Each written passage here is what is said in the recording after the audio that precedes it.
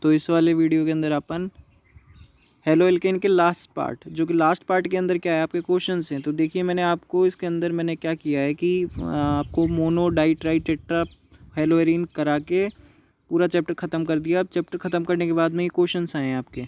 अब क्वेश्चंस के अंदर भी मैंने इंपॉर्टेंट क्वेश्चन से लिए हैं। बाकी मैंने क्या किया है कि आपको ये जो क्वेश्चन मैंने आपको अभी लिए हैं ये सब नीट आईआईटी पर्पस वाले हैं जो मैं पहले पढ़ा चुका हूँ, ठीक है ना। कुछ इनमें से कॉन्सेप्ट मैं आपको पहले पढ़ा भी चुका हूँ, कुछ नए कॉन्सेप्ट भी बताऊंगा। साथ ही साथ मैंने क्या है एक पीडीएफ और डिस्क्रिप्शन बॉक्स में दे रखा है, तो वहाँ से आप उसको डाउनलोड कर लेना। और साथ ही साथ मैं आपको थ्योरी वाले क्वेश्चन भी दिए और साथ में थ्योरी का शॉर्ट नोट्स भी दिए हैं, तो वो आप वहाँ से डाउनलोड कर लेना। दो पीडीएफ दूंगा, एक थ्योरी का है जिसके अंदर क्वेश्चन प्लस आंसर की दोनों होगी और एक में क्वेश्चन प्लस आंसर है, तो दोनों को आप डाउनलोड कर लेना। आप फिर उसको सॉल्व करना। इस वाले लेक्चर के अंदर मैं आपको इंपॉर्टेंट कुछ क्वेश्चन बताऊंगा। ये लास्ट हेलो एल्केन का पार्ट आएगा। इसके बाद में अल्कोहल, फिनॉल और ईथर वाला चैप्टर आएगा, जो कि कल नहीं परसों से आएगा, ठीक है ना। अब अपन इस वीडियो को स्टार्ट करते हैं। तो देखिए आपके इसके अंदर है क्या, समझना पहले। आपसे इसमें पूछा गया है कि जैसे देखिए मैं आपको यहाँ बताऊँ तो ये पूछा आपसे पहला क्वेश्चन। तो पहले क्वेश्चन में ये पूछा कि आप जब भी एल्केन से अल्कोहल से क्या कर रहे हो, आप KI मतलब पोटेशियम आयोडाइड यूज़ लेके आप आयोडो एल्केन बना रहे हो, ठीक है। उसमें आप H2SO4 यूज़ नहीं लेता है, ऐसा क्यों? तो होता क्या है मैं आपको बताऊं कि H2SO4 जो है ना वो स्ट्रॉन्ग ऑक्सीडाइजिंग एजेंट है। अब स्ट्रॉन्ग ऑक्सीडाइजिंग एजेंट करता क्या है कि जब आप KI लेते हो तो ये KI को किस में चेंज कर देता है, देखिए I2 के अंदर। आपको आ रही है बात समझ में, I2 में चेंज कर देता है। देखिए ये रिएक्शंस मैंने कंप्लीट दे रखी है इस तरफ में। जब ये रिएक्शन में क्या होता है कि जब आप HI की कॉन्टेक्ट में H2SO4 आता है तो ये इसको ऑक्सीडाइज करके I2 में चेंज कर देता है। तो आप तो आयोडो एल्केन बनाने की कोशिश कर रहे थे, लेकिन आयोडो एल्केन नहीं बनता। जबकि आयोडो एल्केन की जगह ध्यान रखना I2 बाहर निकल जाता है, इससे कभी भी आयोडो एल्केन बनाना पॉसिबल नहीं है। तो ये क्वेश्चन यहाँ पूछा हुआ है, ठीक है ना। फिर उसके बाद में क्या है, नीचे वाले क्वेश्चन पे चलते हैं। नीचे वाले में ये पूछा हुआ है आपसे, draw the structure of major mono haloalkane product in each of the following reaction. तो ये जितनी भी मैंने रिएक्शंस दे रखी है आपको, देखिए दूसरे वाले क्वेश्चन में इन सब का आपको मेजर प्रोडक्ट बताना है। तो ये जो फर्स्ट वाला आपको दिख रहा है इसके अंदर SOCl2, तो ये डार्जन रिएक्शन है, आप खुद प्रोडक्ट बनाना। इस OH की जगह Cl आ जाएगा। आ गई बात समझ में, तो ये चीज़ आपको करनी है। फिर उसके बाद में देखिए आप नीचे चलते हैं। फिर दूसरे वाले में क्या पूछा आपसे, तो ये दूसरे वाले में आपसे ये पूछा है, देखिए आपसे यहाँ पूछा है Br2 हीट, तो आप और सनलाइट है, तो सनलाइट की प्रेजेंस में हमेशा ध्यान रखना, सनलाइट की प्रेजेंस में हमेशा फ्री रेडिकल मैकेनिज्म होता है। तो फ्री रेडिकल एल्केन का बनेगा, ध्यान रखना। तो फ्री रेडिकल एल्केन का बनेगा, तो यहाँ तो बनेगा इसका 1 डिग्री और इसका बनेगा 2 डिग्री। तो मैं आपको बताऊँ 2 डिग्री वाला फ्री रेडिकल ज़्यादा स्टेबल होता है। फ्री रेडिकल की स्टेबिलिटी पढ़ा रखी है मैंने रिएक्शन मैकेनिज्म में, ठीक है। तो यहाँ पे ध्यान रखना, यहाँ से जो ब्रोमीन का फ्री रेडिकल बनेगा वो यहाँ जाके जुड़ जाएगा इस CH2 पे। आ रही है बात समझ में इस वाले पे। तो आप इसका प्रोडक्ट क्या बन जाएगा, देखिए मैंने इसके प्रोडक्ट भी दे रखे हैं नीचे, तो ये इस सेकंड वाले का प्रोडक्ट बनेगा, ठीक है। फिर थर्ड क्वेश्चन को सॉल्व करते हैं। तो थर्ड क्वेश्चन के अंदर देखिए क्या है आपके, थर्ड वाले क्वेश्चन के अंदर है आपके, इसमें पूछा ये है कि आपको रिएक्शन दी है, ठीक है।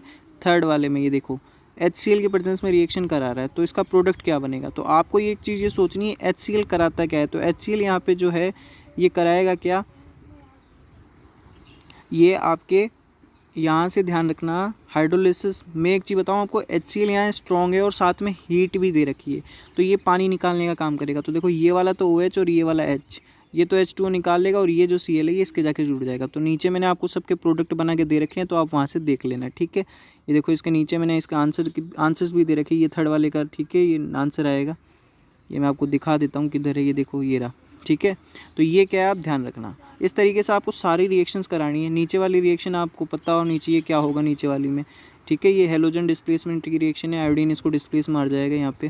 फिर उसके बाद में देखो नीचे, तो मैंने इन सब के प्रोडक्ट दे रखे हैं। इसके अंदर देखो फिर से सनलाइट आ रहा है, ये मैं आपको फ्री रेडिकल पढ़ाया था तब भी बताया था कि सनलाइट जब भी आपको मिलेगा तो हमेशा ध्यान रखना फ्री रेडिकल ही बनता है। अब एल्कीन का फ्री रेडिकल बनेगा यहाँ, तो आपको बताऊँ होगा क्या कि फ्री रेडिकल जब आप बनाओगे तो पहले तो Br2 के आपको 2 फ्री रेडिकल बनाने पड़ेंगे। तो Br के जब 2 फ्री रेडिकल बनाओगे तो इस तरीके से फ्री रेडिकल बन जाएंगे। अब ये जो Br के फ्री रेडिकल बनेंगे तो इसमें समझना अब क्या है, तो ये जो फ्री रेडिकल बनेगा इसका है ना, इसका फ्री रेडिकल देखो ये बनेगा, ये मैं आपको बड़ा कर देता हूँ, साथ ही दिखा देता हूँ। ये देखो ये फ्री रेडिकल एक तो इस तरह यहाँ पे और यहाँ पे, ठीक है। तो जो यहाँ पे और यहाँ वाला फ्री रेडिकल बनेगा ना, ये बनेगा एलाइलिक, और एलाइलिक फ्री रेडिकल ज़्यादा स्टेबल होता है। तो ध्यान रखना यहाँ जो है, यहाँ से एक हाइड्रोजन तो फ्री रेडिकल में निकल जाएगा और एक ब्रोमीन यहाँ से निकल जाएगा। ब्रोमीन मतलब एक ब्रोमीन और एक HBr तो निकल जाएगा और एक ब्रोमीन इस फ्री रेडिकल पे जाकर जुड़ जाएगा, ठीक है। तो इस तरीके से गैस का प्रोडक्ट बनेगा। तो आपको मैंने ये 6 रिएक्शन थी, ये इंपॉर्टेंट थी जो मैंने करा दी। फिर उसके बाद में देखो थर्ड क्वेश्चन में क्या है। थर्ड क्वेश्चन में ये पूछा हुआ है, in the following reactions halogen SN1 reaction कौन देगा इनमें से फास्ट। तो SN1 रिएक्शन के लिए आपको क्या पता होना चाहिए, SN1 रिएक्शन की आपको वो रिएक्टिविटी का ऑर्डर पता होना चाहिए। तो 3 डिग्री, 2 डिग्री, 1 डिग्री में तो आपको एक चीज़ ये पता होना चाहिए कि 3 डिग्री सबसे फास्ट, फिर 2 डिग्री, फिर 1 डिग्री। 3 डिग्री सबसे फास्ट SN1 रिएक्शन देता है। तो इसमें और इसमें आप चेक कर लो। तो ये ध्यान रखना आपका सबसे फास्ट ये जो वाला जो दिख रहा है आपको, देखो ये वाला फर्स्ट वाला है ना। तो ये क्या करेगा आपका सबसे फास्ट, क्या करेगा ये SN1 रिएक्शन करेगा। तो एक चीज़ ये ध्यान रखना आप, ठीक है। फिर इस दूसरे वाले क्वेश्चन में देखो, तो दूसरे वाले क्वेश्चन में ये बोल रखा है आपको कि इनमें भी SN1 रिएक्शन। तो SN1 रिएक्शन देखो आपको पहले ही बता चुका 2। अब यहाँ पे आप क्लोरीन हटाओगे तो ये 2 डिग्री कार्बोकेटाइन बनेगा, और यहाँ से क्लोरीन हटाओगे तो यहाँ 1 डिग्री बनेगा। तो 2 डिग्री वाला ज़्यादा स्टेबल है, ठीक है। तो यही सबसे फास्ट रिएक्शन करेगा। तो मैंने इसके आंसर्स भी आपको दे रखे हैं, तो आप आंसर इसके रोक के पढ़ लेना खुद से, ठीक है। वैसे मैं आपको डायरेक्ट बता रहा हूँ ये। फिर उसके बाद में आपसे क्या पूछा हुआ है, ये देखिए प्रिडिक्ट, इन सभी के आपसे पूछे हुए प्रिडिक्ट फॉर्म डीहाइड्रोहेलोजिनेशन। तो ये सेटजेफ का रूल पूछा हुआ है आपको, मैंने सेटजेफ रूल पढ़ाया था, बोला था वो एल्कीन ज़्यादा बनती है जिसके अंदर बड़े बड़े एल्काइल ग्रुप हो, ठीक है ना। और ये बेस की प्रेजेंस में होता है, आपको मैंने पहले ही बता चुका है। बीटा एलिमिनेशन पढ़ाया था आपको, ठीक है। तो अब क्या अपन इसका देखते हैं। तो देखिए मैंने ना इसके नीचे आपको सबके ये जो भी 1 2 3 ये जो है, इसमें क्या करना है आपको 1 ब्रोमो 1 मिथाइल साइक्लोहेक्सेन से आपको एक एल्कीन बनानी है। 2 chloro 2 methyl cyclobutane 2 chloro 2 methyl butane से एक एल्कीन बनानी है, और 3 ब्रोमो 2 2 3 ट्राई मिथाइल पेंटेन से आपको एक एल्कीन बनानी है। तो मैंने आपको क्या कर रखा है कि नीचे इन सब की एल्कीन बना के दे रखी है, ठीक है। तो आप क्या करना है, वीडियो रोक के खुद से एल्कीन बनाने की कोशिश करना। इसके अंदर मैं आपको बताऊं, जैसे मैं एक बता देता हूं आपको, तो आप मेरे पीछे वाले सेटजेफ के रूल्स के नहीं देख सकते हो वीडियो, लेकिन मैं आपको यहाँ बताऊं तो इसमें क्या है तो समझना एक बार।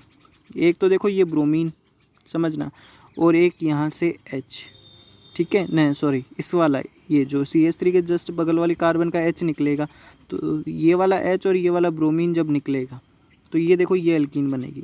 तो इस तरीके से 2 प्रोडक्ट बनेंगे, एक तो ये और एक ये। लेकिन मेजर प्रोडक्ट वो होता है जिसके अंदर ज़्यादा एल्किल ग्रुप हो, क्यों, क्योंकि ये सेटजेफ बोलता है। तो सेटजेफ के अकॉर्डिंग आप करा लेना। अच्छा ये एग्जाम्पल वही आ गया जो मैंने आपको पढ़ाया था, पढ़ाते समय यही एग्जाम्पल लिया था एक, ठीक है। इस वाले एल्कीन की आप देखिए बना के देखना। तो मैं आपको बताऊँ यहाँ मेजर प्रोडक्ट वो बनते हैं।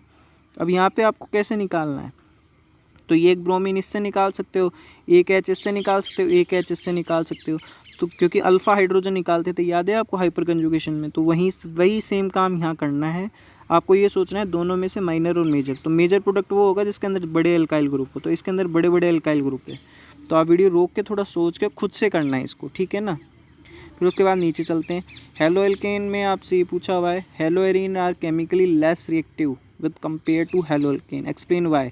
मतलब हेलो एरीन जो है वो आपके कम क्रियाशील होते हैं हेलो एल्केन के कंपेयर में। तो आपको मैंने पढ़ाया, ये मैंने पढ़ाते समय आपको बता दिया। हेलो एरीन की केमिकल प्रॉपर्टी में बढ़ाया था कि क्लोरोबेंजीन का रेजोनेंस, वो बोला था काम आएगा, तो ये देखो यहाँ काम आ गया। आपको रेजोनेंस आना चाहिए इसके लिए। अब आपको यहाँ ये सोचना है कि हेलो एरीन के अंदर क्या होता है कि क्लोरीन और बेंजीन के अंदर कार्बन में डबल बॉन्ड का कैरेक्टर आ जाता है, ठीक है। ये दादा दादी कॉन्सेप्ट में भी बताया था आपको। तो डबल बॉन्ड के कारण क्या होता है कि ये बॉन्ड ईजिली ब्रेक होता नहीं है, इसलिए जो है ये हेलो एरीन रिएक्शन कम करता है।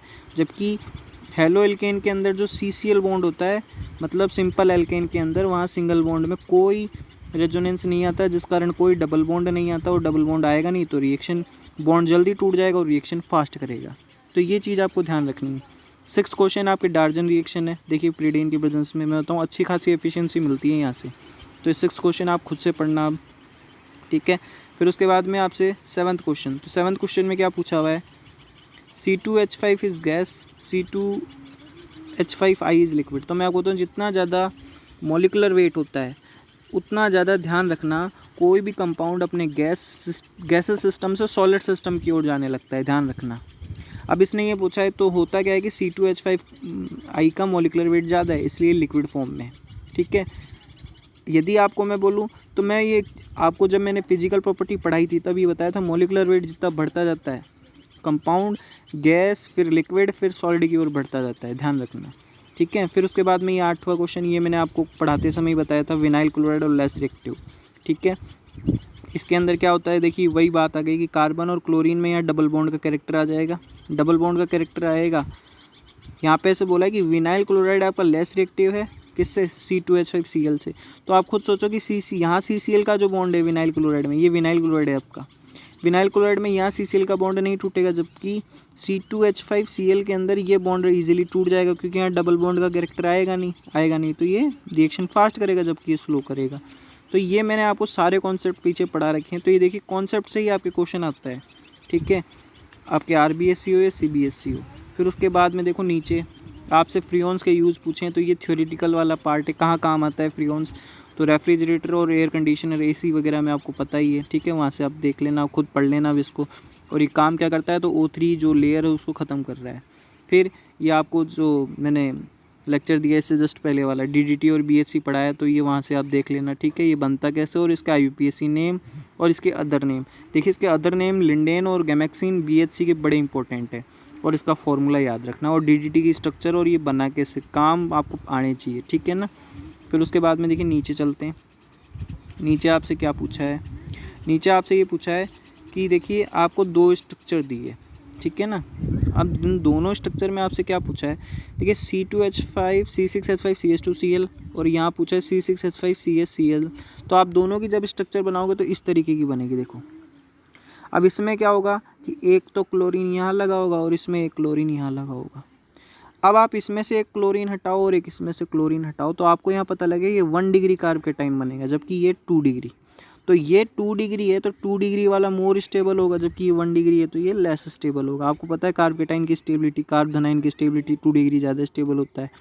अब इसने ये पूछा है कि which is more easily hydrolyse. तो आप एक चीज़ सोचो किसका हाइड्रोलिसिस जल्दी हो सकता है, मतलब किस में से एक चीज़ सोचो कि ये न्यूक्लियोफाइल हट जाए, तो न्यूक्लियोफाइल हट जाए तो न्यूक्लियोफाइल, अब सोचो क्लोरीन में से यदि आप क्लोरीन को यहाँ से निकालते हो इस वाले कंपाउंड में से, तो ये 1 डिग्री बनेगा, जबकि यहाँ ये 2 डिग्री बनेगा। तो 2 डिग्री इंटरमीडिएट ज़्यादा स्टेबल होगा, इसीलिए इसका प्रोडक्ट भी ज़्यादा स्टेबल होगा।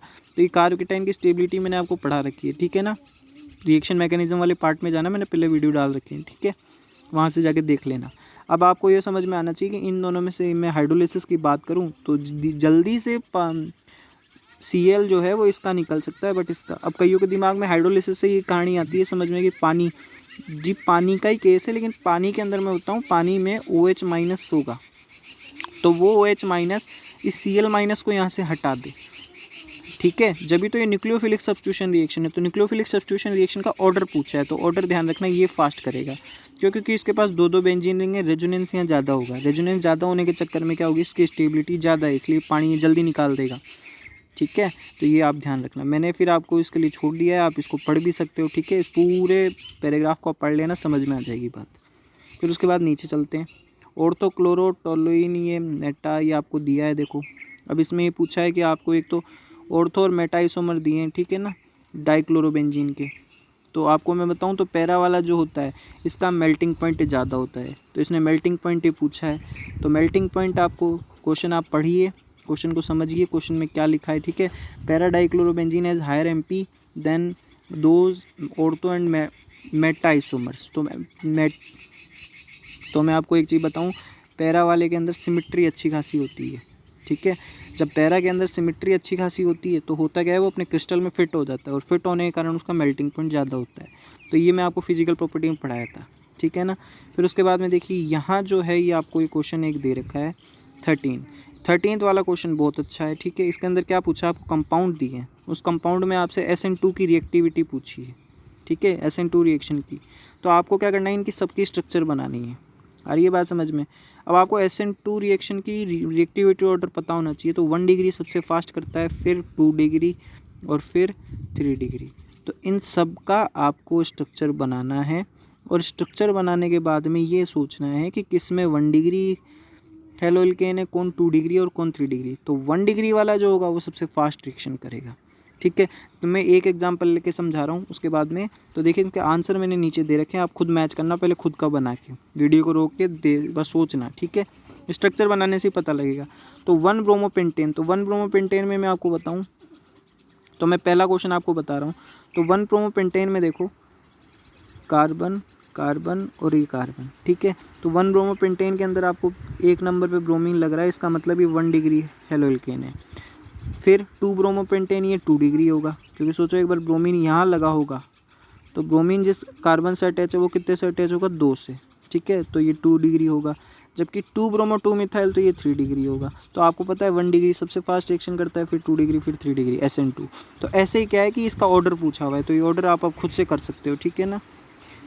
फिर उसके बाद में देखो अगले रिएक्शन के अंदर आपसे क्या पूछा है। अगले रिएक्शन के अंदर आपसे ये पूछा है कि गिव अ केमिकल टेस्ट। तो एक आपको केमिकल टेस्ट देना है हेक्सेन के लिए और इसके लिए एलाइल क्लोराइड के लिए। तो आपको मैं बताऊं सबसे बेस्ट टेस्ट जो होगा, ठीक है ना, सबसे बेस्ट टेस्ट देखिए आपको ये दे रखा है कि hexane as methyl vinyl chloride are distinguished by adding bromine in CCl4 each. देखो मैं बताऊँ को होगा क्या कि एल्केन जो है, ये जो एल्केन है, ये एल्केन करेगा क्या, या मैं आपको बताऊं ये हेक्सेन जो है, मैंने आपको एल्केन के पीछे वीडियो पढ़ाए तो उसके अंदर ऐसे बताया था कि जो एल्केन होते हैं वो Br2 का रेड कलर गायब नहीं करता है। ठीक है ना, ये मैंने आपको आइडोफॉर्म क्या अनसेचुरेशन का टेस्ट पढ़ाया था। लेकिन जो ये डबल बॉन्ड वाले कंपाउंड होते हैं ना, जैसे एल्कीन और एल्काइन, तो ये Br2 के साथ कलर दे देते हैं। तो जब भी आप इन दोनों को उठा के Br2 में डालोगे, इसमें क्वेश्चन में पूछा मेनली ये है कि इन दोनों को मैं किस तरीके से केमिकली डिफ्रेंशिएट कर सकता हूँ, मतलब किस तरीके से रासायनिक अभिक्रियाएं देके इन दोनों को अलग कर सकता हूँ। तो इस वाले को इजीली अलग कर पाऊँगा, क्योंकि ये 2 डिग्री है, 2 डिग्री के इसमें डबल बॉन्ड है, तो ये एल्कीन है, इसलिए क्या होगा, ये ब्रोमीन से रिएक्शन कर उसके कलर को गायब कर देगा। जो रेड कलर था रेडिश ब्राउन, उसको कलर लेस हो जाएगा, लेकिन ये कलर गायब नहीं करेगा। अब यदि ये मान लो ये कंपाउंड रेडिश ब्राउन कलर गायब कर रहा है, इसका मतलब ये है कि मेरा जो गिवन कंपाउंड है उसके अंदर क्या होगा, डबल या ट्रिपल बॉन्ड होगा। तो यहाँ ये डबल बॉन्ड है, तो हेक्सेन तो इस टेस्ट को नहीं देगा, लेकिन ये इस टेस्ट को दे देगा। समझ में आ गई बात। फिर उसके बाद में देखो अगला क्वेश्चन। फिर अगले क्वेश्चन में क्या पूछा है आपसे, तो क्लोरोबेंजीन और एन-हेक्साइल क्लोराइड है, इन दोनों में आप किस तरीके से कर सकते हो। तो मैं आपको बताऊँ एन-हेक्साइल क्लोराइड और इसके अंदर जब आप बात करोगे, तो अब ये ध्यान रखना, जो आप Br2 ऊपर ले रहे थे काम, अब आप सोचो कि डबल बॉन्ड इसमें भी है तो इसमें भी लगा देता, लेकिन यहाँ ये बेंजीन है, तो बेंजीन रेजोनेंस के कारण स्टेबल है, इसलिए ध्यान रखना ये टेस्ट नहीं देंगे।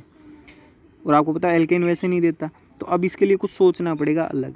तो मैं आपको बताऊँ क्या है, एल्काइल क्लोराइड आपको न्यूक्लियोफिलिक सब्स्टिट्यूशन रिएक्शन पढ़ाई थी। तो न्यूक्लियोफिलिक सब्स्टिट्यूशन रिएक्शन में आपको मैंने AgNO3 या मैंने AgCl के साथ रिएक्शन कराई थी, है ना, AgNO3 के साथ। तो AgNO3 के साथ क्या होगा, एन-हेक्साइल क्लोराइड तो दे देगा, क्योंकि ये एल्केन है, तो CCl में सिंगल बॉन्ड ही रहेगा जो ईजिली टूट जाएगा एन-हेक्साइल क्लोराइड में। लेकिन इसके अंदर क्या होगा कि इसके अंदर डबल बॉन्ड आ जाएगा रेजोनेंस के कारण, तो ये इजीली रिएक्शन नहीं देगा, तो फास्ट रिएक्शन ये दे देगा। तो दोनों को आप जब AgNO3 के साथ रिएक्शन दोगे, तो ये तो फटाफट AgCl का वाइट प्रेसिपिटेट दे देगा, वाइट PPT देगा, लेकिन ये नहीं देगा। समझ में आ गई बात। फिर उसके बाद में नीचे चलते हैं। फिर नीचे आपसे 15th क्वेश्चन के अंदर क्या पूछा, आपके पास एक हेलाइड है, उसको ट्रीट कर रहे हो अल्कोहलिक QH के साथ, पेंटुइन बना रहा है, तो कौन सा हेलाइड होगा। ये क्वेश्चन आपको खुद से करना है। तो मैं आपको बता दूं ये सेटजेफ रूल के अकॉर्डिंग ही होगा। तो मैंने इसके क्वेश्चन इसका सॉल्यूशन दे रखा है, तो आप नीचे पढ़ना। मेजर प्रोडक्ट वही होगा, ध्यान रखना, जिसमें एल्काइल ग्रुप का नंबर ज़्यादा है। ठीक है, तो इसमें आप दोनों के एल्केन एक बार सोच के देखना, खुद से पता लगेगा, है ना। मैं एक चीज़ बताऊँ, जितना बीच में होता है ना एल्काइल ग्रुप, उसका एल्कीन उतना ही ज़्यादा स्टेबल होगा, ध्यान रखना। मतलब आपके हेलोजन जितना बीच में होगा और वो एल्काइल ग्रुप से घिरा हो, तो उसकी एल्कीन ज़्यादा प्रोडक्ट बनती है। ये एक रूल भी है, हाइपर कंजुगेशन से बता रहा हूँ मैं आपको। ठीक है, फिर उसके बाद नीचे चलते हैं 16th क्वेश्चन पे।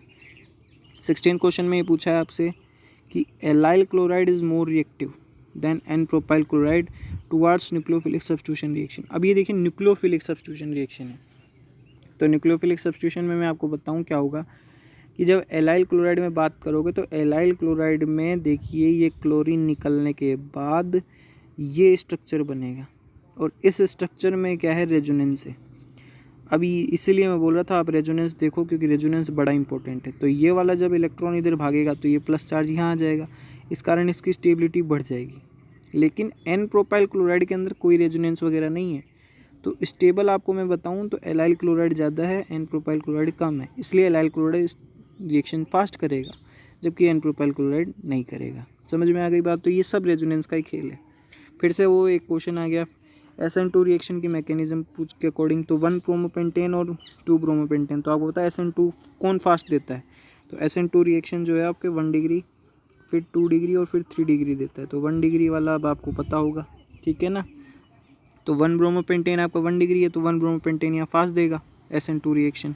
फिर इस नीचे वाले में देखोगे तो 1 ब्रोमो 2 मिथाइल ब्यूटेन और 2 ब्रोमो 2 मिथाइल ब्यूटेन में, तो आप इसके अंदर एक बार दिमाग लगाओ, तो इनकी स्ट्रक्चर बनानी पड़ेगी आपको।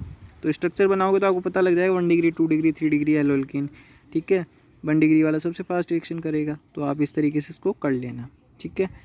और मैंने आपको इसका सॉल्यूशन दे रखा है, सॉल्यूशन आप खुद देख लेना, ठीक है ना, आपको समझ में आ जाएगी। फिर इस सॉल्यूशन ऑफ KOH, ठीक है, हाइड्रोलाइज कराना है आपको, फिर से वही Cl निकालना है। देखिए हाइड्रोलाइज का मतलब मैं आपको बता दूं, अब आप ये खुद दिमाग लगाओ। हाइड्रोलाइज देखो, एल्कोहलिक KOH जब भी आपको दिख जाए कहीं, वो हमेशा एल्कीन बनाता है, ध्यान रखना। लेकिन कहीं एक्वस KOH दिख जाए, है ना, ये एक ट्रिक बता रहा हूँ, वो हमेशा ध्यान रखना सामने वाले में ले जाके OH ग्रुप जोड़ देता है। जबकि एल्कोहलिक KOH ध्यान रखना, या एल्कोहलिक KOH नहीं, एल्कोहलिक NaOH भी दिख जाए, वो भी हमेशा पानी निकालता है। अब आप ये खुद सोचो, इसमें क्लोरीन साइड में, इसमें क्लोरीन बीच में, तो ये 2 डिग्री कार्बोकेटाइन बनाएगा, जबकि ये 1 डिग्री कार्बोकेटाइन। 2 डिग्री ज़्यादा स्टेबल होता है, इसलिए ये इसका हाइड्रोलिसिस जल्दी होगा। तो मैं आपको बताऊँ, इंटरमीडिएट की स्टेबिलिटी पे डिपेंड करती है ये चीज़ें। इंटरमीडिएट जितना स्टेबल होगा, प्रोडक्ट उतना ही ज़्यादा बनेगा। तो आप लोगों को मैं एक बात बताऊँ, तो आप रेजोनेंस वाली वीडियो प्लस पीछे की जितनी भी वीडियोज़ हैं उनको देखना, आपको चीज़ें समझ में आएगी। तो यहाँ तो 2 डिग्री वाला जो ये प्रोडक्ट है, ये आपकी एल्कीन अच्छी खासी बनाएगा। तो मैं आपको ये वीडियो यहीं ख़त्म कर रहा हूँ। इसमें 18 क्वेश्चन आपको मैंने कराए, ठीक है ना, आपने पढ़ा होगा। हेलो एल्केन में यदि कोई भी दिक्कत हो नीचे कमेंट बॉक्स में लिख देना, ठीक है। इसके बाद में आपको अल्कोहल फिनॉल ईथर वाला चैप्टर डालूंगा, जो कि परसों से आएगा, ठीक है ना। वो भी कंटिन्यू रहेगा, पर डे एक लेक्चर अपलोड होगा। तो जितने भी आपके फ्रेंड्स वगैरह हैं उनको शेयर करो, सब्सक्राइब करो, और साथ ही साथ ये जो 2 PDF मैंने दिए हैं, इन दोनों को डाउनलोड कर लेना, डिस्क्रिप्शन बॉक्स में दे रखे हैं, वहाँ से उन क्वेश्चंस को आप सॉल्व करना, ठीक है ना। यदि कोई दिक्कत हो तो मुझे वहाँ कमेंट्स बॉक्स में लिख देना, मैं पर्सनली आके उसका सॉर्ट आउट करूँगा, ठीक है ना। तो इस वीडियो के अंदर इतना ही करेंगे। Thanks for watching.